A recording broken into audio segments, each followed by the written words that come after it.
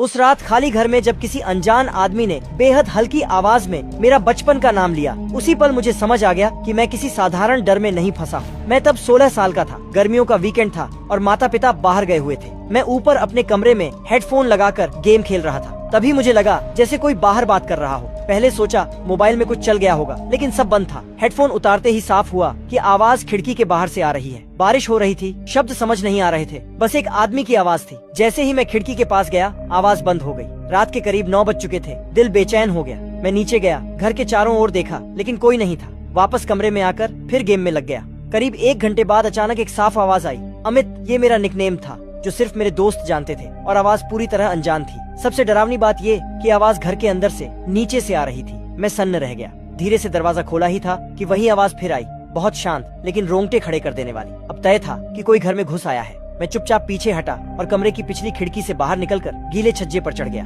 तभी एहसास हुआ कि फोन कमरे में ही छूट गया है। उसी पल मैंने देखा एक परछाई मेरे कमरे की ओर बढ़ रही थी। कमरे से सामान टटोलने की आवाज आने लगी और फिर वही फुसफुसाहट। अमित, जान बचाने के लिए मैं नीचे कूद गया। तेज दर्द हुआ लेकिन हिम्मत नहीं हारी। पड़ोस में किसी तरह मदद मिली और पुलिस आई। आदमी जा चुका था पर मेरी खिड़की पूरी खुली थी। आज भी सोचता हूँ अगर उस रात 1 सेकंड की भी देर हो जाती तो शायद मैं ये कहानी कभी सुना ही नहीं पाता।